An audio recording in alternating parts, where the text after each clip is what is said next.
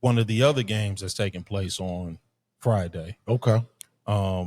Because Cleveland came out, I believe it was yesterday, and announced that Shedeur would be starting their preseason game on Friday.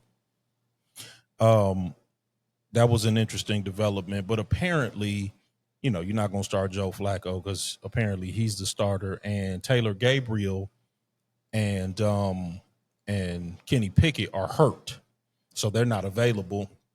And they signed Tyler Huntley this week, I believe. And they paying like 6 quarterbacks right now, by the way. And it's just a testament to how bad of an organization Cleveland. I mean, Cleveland's just a bad organization. Yeah, I mean, they just bad. I mean, and then like all the talk is like they should trade one of the active quarterbacks. What about Dylan Gabriel? What about him? Oh, Dylan Gabriel. I'm sorry. I said Taylor Gabriel. Dylan Gabriel. Yeah, I'm sorry. No. Same guy. Yeah, he's playing like Taylor Swift. Yeah, but anyway, yeah, Dylan Gabriel. I'm sorry. Yeah, Dylan Gabriel and Kenny Pickett are hurt. Shout out to our producer, man, for correcting me on that. But yeah, so Shedeur is going to be the starting quarterback this Friday. And then I hear people talking about they should be angling to get Arch Manning next year. I'm like, I've heard that was rumbling too. So that they can be paying 7 quarterbacks. But anyway, that's neither here nor there. Shedeur getting the start. What do you make of it? Because there's a lot of conversation. There's a lot of conspiracy theories. There's a lot of people thinking, well, maybe they're sabotaging him by putting him on the field. What do you make of it? I don't think certain people would be crazy to think that maybe it's a quote unquote sabotage play putting him out there. If they think he's not prepared. Right. I think he's prepared. I do too. So I don't think it's a sabotage play. Mm-hmm. I mean, like if like you think that the Browns organization is coming from a place of, we sick of all the talking and chattering, we're going to put his ass out there and see what it is. And, if it's some, undercover, resentment or like hoping that he fails, that would be dumb. But if that was their way of getting it all out of the way, I don't think if there's some people that believe that's happening, that they're totally off the mark. Right. I just think, again, it won't work. That's my whole thing. That's precisely my thought. Yeah, I just don't think it'll work. That's gonna backfire. Yeah, that's my whole thing. Yeah. Like if this is the booby trap they're setting up, then Shedeur is somewhere rubbing his hands like Birdman. Yep. Like that. Yeah. I think from what I've heard and read, it's been consistently reported that there's no way that Dylan Gabriel should be out there with the second year. No, there's no way. They're like none, and this has been like from more than one reporter from Browns camp. Yeah, I agree. Yeah, like, all of the local reporters have said that Shedeur has routinely outperformed Gabriel. And not only that, I've read that he's winning over the locker room. He's a locker room guy. Which, I mean, you can't buy charisma. No, you can't. Yeah. I mean, if you're an owner, you can lease it for your franchise, right? But the trade itself on your person, you either and I mean, come on, man. The Sanders, they got it in spades. Yeah, I mean that's it's just a byproduct. And the bottom line is. And again, I said this the week that he was drafted or the week after. And I'll continue to say this. He will emerge as the best quarterback. You said it. In the Browns room before training camp is over. You did. Now, my thought at the time is that will result in a week 1 start. Maybe it won't. Because, to your point, it is entirely possible that there are people in the organization that don't like him. Maybe not him personally, but don't like the idea of him. Right. There was obviously controversy around him being drafted. Right, for sure. And would people try to sabotage his ability to thrive in that situation, in the Cleveland Browns uniform? Of course. I mean, you've seen people struggle to be right, even in the face of overwhelming evidence that they're wrong. I mean, like people will struggle to be right. You know what I'm saying? Like particularly people in this world we live in, who are in positions of influence. Yeah. Amen. I'm like, unfortunately, that's the world that we live in now. Yeah. As opposed to saying, ideology over facts. That's it, man. Like, and I'm like, I've had people, and again, we try not to be too LeBron centric, right?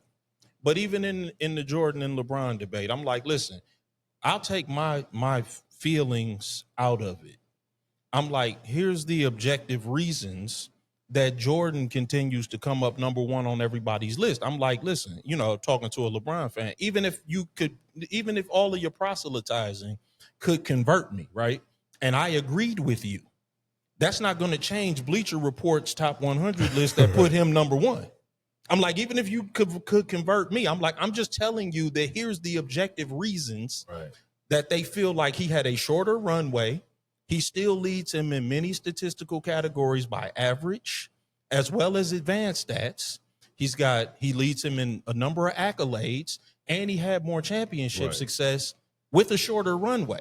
I'm like, even if I agree with you, that's what, and then they continue to argue with me. I'm like, listen, I'm not arguing with you. I'm just telling you, here's the objective reasoning why he showed up number one on ESPN's list, Fox Sports list, the Athletics list, Bleacher Report. I'm like, I'm just telling you that these are the objective reasons.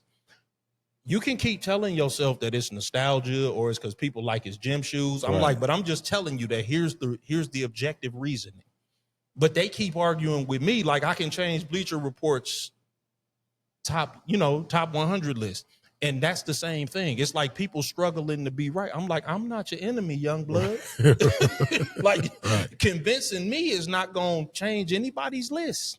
It's not going to change the top 75 list that ESPN put out. It's not going to change anything. But that's what happens when people are struggling to be right. Yep. That's the only point that I'm making. I'm not going to turn it into a basketball conversation. No, but I get what you know what I'm saying? Yeah. Like, you've seen people struggling to be right, even when there's overwhelming evidence to the contrary. Yep. And that's the only thing that I can see. And also, there's still a class action. There's still a lawsuit out there, a collusion lawsuit. Oh, my man John Doe. That has not been dropped.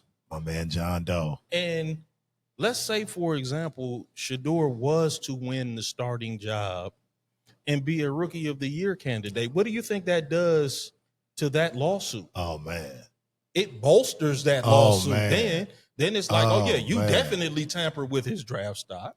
You definitely got him at a cheaper price, and you definitely costed him money. Because the evidence is here. Yeah, he's a Rookie of the Year candidate. Right. So, man. So that's the other side of the game. So I'm like, yeah, they definitely would collude to continue to tamper with his ability to be good. Because if anything remotely close to that happens, that we will have to look back on that as like the tinfoil Koofy moment that's of the decade. Because it's still $100 million lawsuit out there. Yeah. I didn't know that it was still so. Yeah, it's still out there. Been following it. Yeah, okay. It's still out. Because I looked it up today while I was researching for this topipic.